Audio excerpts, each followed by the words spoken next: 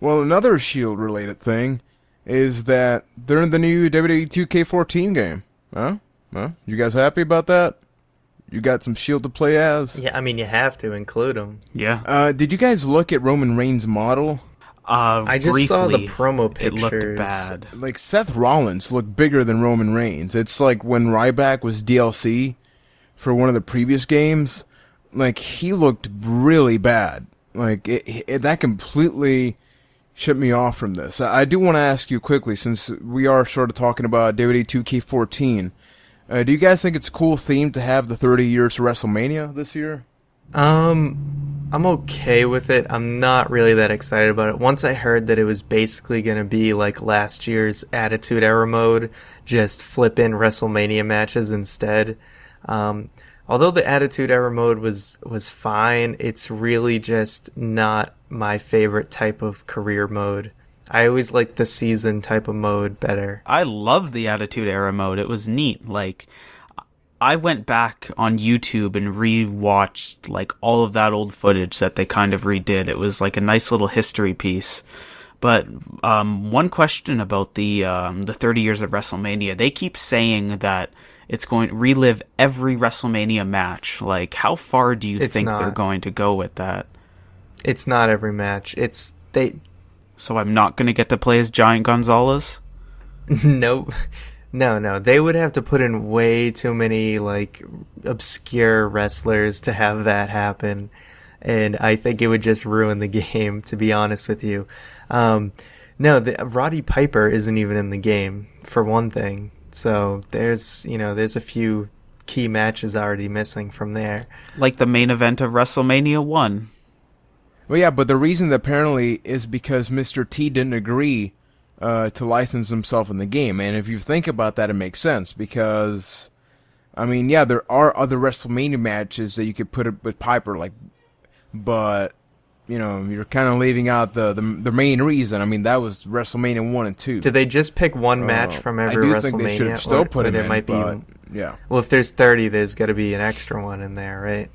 No, there's multiple matches. What they did was pick specific matches, which I'm sorry, but Goldberg is stretching. Oh, they have Brock Lesnar Goldberg? That is easily one of the worst WrestleMania matches of all time, and I'm a huge Goldberg fan, and really, I mean... They can't use the main event from WrestleMania 20, so they could use the whole Eddie Guerrero versus... Well, could they even use Eddie Guerrero versus Kurt Angle from that? Because getting Kurt Angle in the game would be rather difficult. Yeah. Well, no, I mean, Hulk Hogan's True. in the game. You have multiple Hulk Hogans in the game. I don't think that's an issue. So what else would you use from WrestleMania 20? I mean, you... Ultimo Dragon, you put the Cruiserweight Invitational Kane thing. versus Undertaker, I guess. Would they have, if they had the Ultimo Dragon thing, True. would they have like a special entrance where you eat shit Yeah. on the entranceway like the Ultimo Dragon did? Well, 20, didn't that have Rock and Sock versus Evolution, or was that a different one? Yeah, That was a did. terrible match. So there's a few ways you can go. Yeah, WrestleMania 20 was pretty bad overall. Then again, I mean, I am talking about Brock Goldberg, but yeah, we've been talking way too much about 20. As a whole, though, the roster reveal happened this week. You know, during SummerSlam weekend, we got to look at the WrestleMania guys. This week, we got a couple of guys. We got their full roster, so we got all the standard guys. I'm not going to list them all, but I am going to mention a few that are new. You know, we got AJ Lee. I say that because, you know, she's had her generic face attire before, so maybe we'll be seeing Batgirl AJ Lee. D-Bry's in the game. The problem is he's no heel D-Bry, so he does the no. I don't know if you saw the entrances, but they actually say stuff. So, like, D-Bry actually says no. How does it look? In the entrance and during the taunts. No, it actually looks pretty good. CM Punk actually says it's clobbering time, too, when it comes out. So they're doing a couple of things. You know, I think that maybe, I don't know with this whole 2K thing, how things sort of transition, but maybe that's their way of sort of adding other stuff.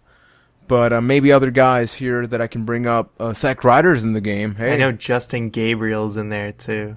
No. Okay, David Otunga is in the game. Honestly, I think a lot of that has to do with the fact that they already have the models made and they just don't want to add, like, new people in it. there's no other excuse to have Justin Gabriel and David Otunga in this game. I can understand Zack Ryder; he's a little more popular, but then, I forget who are the key. There was a few. I saw a report on a few key missing people, some of which were understandable. Like, I know RVD's in it, but I'm not in it. But I don't expect him to be because he just showed up recently. Yeah, but there's one guy that you can't justify not being. Fandango is actually not in the game. Oh, that's right. From a business standpoint, you gotta save something for DLC, right? I'll bet you money that Fandango will be DLC. Probably. I will say I appreciate that they actually completely remade Ryback's model, because he looked like crap last year. And in the first WWE 2K14 trailer, it was still old Ryback. But this year, they actually updated him, I guess, because they realized it was a really bad model. I hope they do that for Roman Reigns before he comes out, because he looks horrible. But other new guys, new people, Caitlin's in the game, even though she is completely gone now. Primetime Players are in. 3MB is in. That's not Drew McIntyre's first WWE video game appearance, but it is... Jinder Mahal has been there before. And Heath Slater as well. Slater. No, yeah, they've all been. Yeah, it's their first 3MB appearance. Never mind. Tensai's in, but as Tensai, not Sweet Tea. Even though he is, I think he is Tons of Funk Tensai, but they didn't change the name. Let's see here. Any other guys that are new? Lita is labeled as a current superstar in this roster. I don't know why or whatever, but... generally speaking, the guys that you would expect to be in the game are there. Except I think that, RVD I can understand. Fandango, though, yeah, maybe DLC, but come on. I mean, especially if we're talking about a game edition that emphasizes WrestleMania, putting a guy that debuted on WrestleMania is kind of a dick move. Like, really, you could have chose a lot of other stuff. I do appreciate the fact that if you look at the screenshots, a lot of guys have alternate attires, like not just one, like Shawn Michaels. He does the whole zipline thing. He has the Razor Ramon ladder match outfit. So there's a lot of stuff going on that I definitely do like.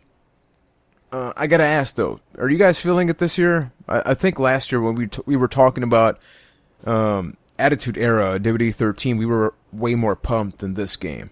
I'm not really feeling it, but maybe that's just me.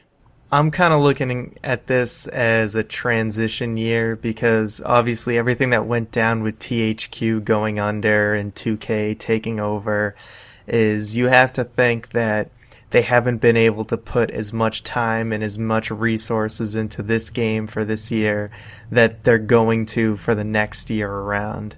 Because obviously there's a lot of layoffs and probably new workers coming in. So I'm guessing it was a very hectic development schedule and everything. So I just don't think that this is going to be up to par. And there's just not enough to interest me to want to get this. So I'm probably going to skip this one. Yeah, same here. Like, I think that their biggest mistake with this game this year is that there's no version coming to next generation consoles. Like, you're launching near the time of the Xbox One and the PS4, and that's where all the hype is going to be. So I'm not going to dust off my old generation of consoles just to play this game. I am a bit interested in the 30 years of WrestleMania just to see their take on it, but not enough to go purchase the game. Now, I do want to, still talking about the WWE games, I want to sort of back away from WWE 2K14. And guys, there's an ice cream truck going by. You guys want some ice cream? I do. That'd be great. How about a WWE ice cream bar? TTL. No, TTL. Anyway. Okay, so I don't know if I'll buy WWE 2K14, maybe just for the sake of having a new game to talk about. I don't know if you guys can hear the ice cream truck. Yeah, it sounds like the Undertaker's behind you. It's really, really loud. Oh, God. He's in Puerto Rico, man. Mean Mark's back. Is he El Undotaco? Anyway. That's just... You didn't That even was try, just man. horrible. I do. Yeah, you didn't even try. I mean... Ryan was Mexican in another life. He can sort of fill you in on that stuff. Was he a Mexicool, though?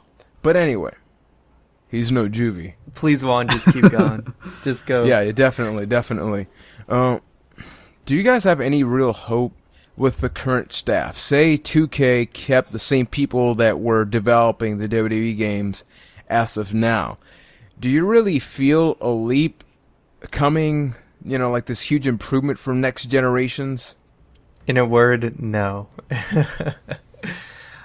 I feel like the game needs to just be blown up and started from scratch. I'm kind of tired of the same old game, and it doesn't matter, you can put lipstick on a pig, but it's still a pig, basically. It's an interesting metaphor. I just think I'm kind of just tired of the system. I feel like it's been the same game since SmackDown 1, and yes, they've changed a lot, but there's some just key things that just feel dated about it, such as the gameplay. So what are you hungry for? Like, if I could put something on the table, what would that be that would make you buy that new game? In complete honesty, it would be if they skipped a year and just, like Ryan said, built it from scratch. Like, if they showed me something that I never saw before, I don't know what that would be, but that's not my job.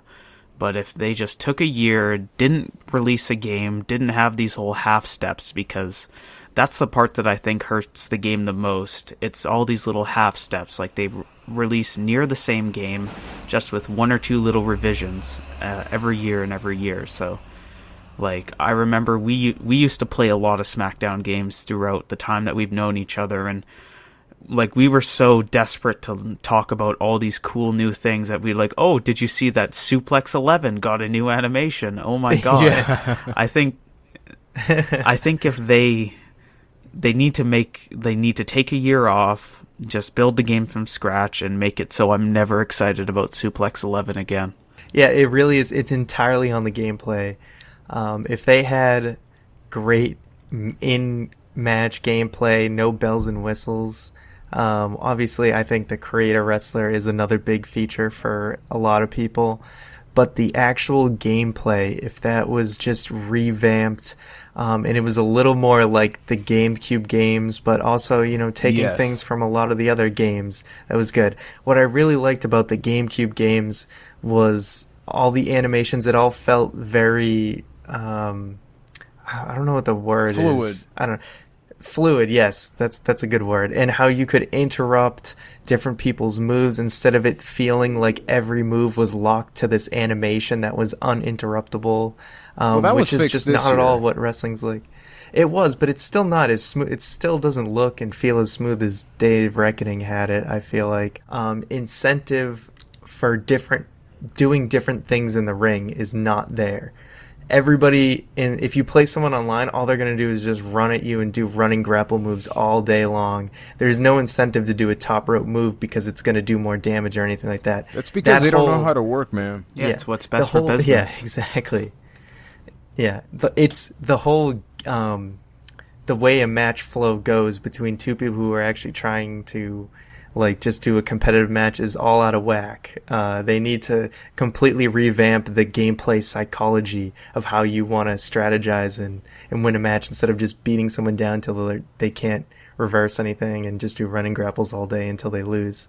Exactly, because it's like how you said, I lose almost every match online, not just because I suck, because I do, but because a lot of times I'll try to actually not do a running strike. I'll try to do a diving move, but there's no point to it. They don't they don't cause more damage than the average move.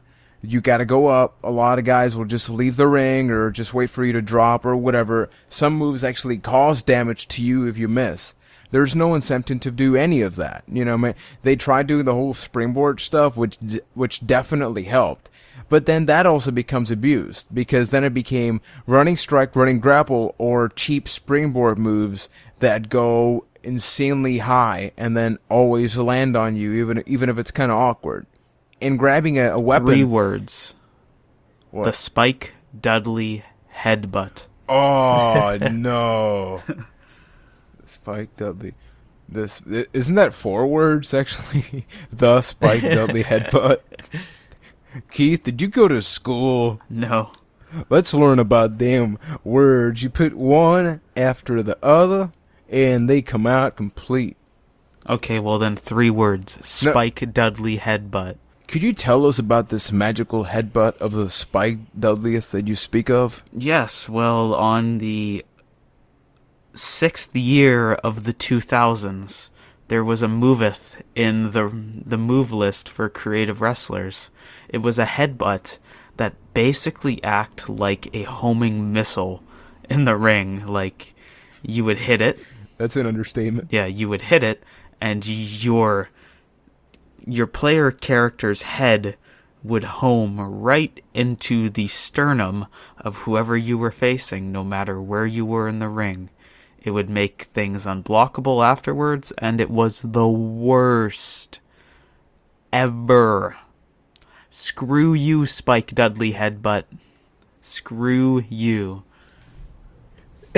Was that the reason Spike Dudley got fired? I People just hated him so. because of that? I hope so. No, I don't. No, just thinking of the days of Reckoning? the online SmackDown 06. Another thing I gotta say is they've never done online very well. It's always been super buggy in all the SmackDown games. But I remember when you would play one in SmackDown 06 and you had the headbutt in one of your guys' moveset as like a failsafe in case you fought someone who was cheating. Like you had exactly. there just in case. There were a couple moves like that. But yeah. No, but if you notice, even as far, I don't think I played too much 13 online, but I remember as early as like SmackDown WWE 12 is like the online was still glitchy and buggy as hell, and it's like I hadn't played the game in quite a few years, and I'm like, wait a second, you still haven't like figured out how to make online work? Like seriously? Yeah, I tried to play WWE 12 online, and then like once I was fully committed, I went and bought the season pass to get all of those extra characters, and it almost punished me for doing so, because when I tried to play somebody online, it would give me this error all the time where it said that like our DLC wasn't synchronized, so I couldn't play with anybody online unless they had all of the content from the season pass. So spending that extra money on the DLC killed my experience. And yeah. That's what you get for supporting them, Keith. I know, I'm a bad Screw you. person, I guess. Ugh. Now, there are way too many things I need to work with, and one of the things that I loved before is that they tried to make simulation, but it was fun. Like, you could stack tables, you could throw people out the Hell in a Cell with not the default animation, you could get creative. But then they completely got rid of all that. Then it just became, hey, you can do this QuickTime animation, you can do this one over here. Hey, here's the OMG moments. You know, what happened to the good old days when you could glitch into the crowd and wrestle outside of the arena in pitch black and then go down a black hole as Brock Lesnar? And here comes the pain and all that. I missed all that. I mean, Well, no, they do still have some interesting glitches. But no, I know what you mean, where you used to be able to stack. I mean, you can stack tables. I think they actually let you do it for real now. But we used to just mess around with the games and see what we could do. But there was a funny glitch that happened when I was playing. I think it was WWE 12 once. I was playing as Christian, and we were doing a TLC match. And it must have been something like I was running to hit somebody with a chair, and then someone did like a back grapple to me. And all of a sudden, the chair was just stuck to Christian's hand. And so I could just go around and do different moves with the chair stuck to my hand. And for whatever reason, whenever I moved the joystick, he would just fly to the other end of the ring. So I could circle the joystick, and Christian was just spinning around the ring. And then I could go outside the ring and spin all the way around the arena, going super fast. And I was like crying, laughing at how just ridiculous That it is looked. It looked like a amazing. Benny Hill video or something, where he's just like going super fast, just spinning all around the arena. So there's still some funny glitches left, but I know what you mean, where they kind of inhibited creativity. Like the oh my god moments, oh yeah, they're kind of cool, but they're the same thing every single time. It's going to get boring seeing somebody get speared through a barricade the same way all the time. it would be nice to have variety with different moves and stuff. Otherwise, it's the same canned animation, and once you see it once, like that's all there is to it. I am definitely looking forward to seeing what they do for the next generation. So if we go by their first game in both the PS2, the PS3, 360, and all that, SmackDown vs. Raw, I think, was just a terrible game.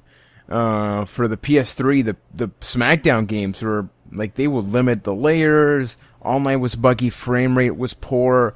For the 360, I know they were a little bit better, but they have a really bad track record. They really need to look for a new developer because there's no competition, you know. And that's one of the biggest problems that I have with like TNA or another company not sort of stepping up to the plate is that we only have this one game to choose. And I know if there's anyone listening out there, they're going to say, well, you should play Fire Pro Returns. I have Fire Pro Returns. I was addicted to those games for a while, but I like my fancy shiny graphics. You know, I like having these elaborate characters. And it sucks that we can only rely on WWE. You know, why can't there be a game like Def Jam Vendetta, which was, it was basically the spiritual sequel to No Mercy because it was made by the same people, and it was about rappers and hip-hop. Freaking rappers and hip-hop was one of the best wrestling games out there. It doesn't need to be WWE. But I don't really see another company really making a wrestling game anytime soon, which is a shame.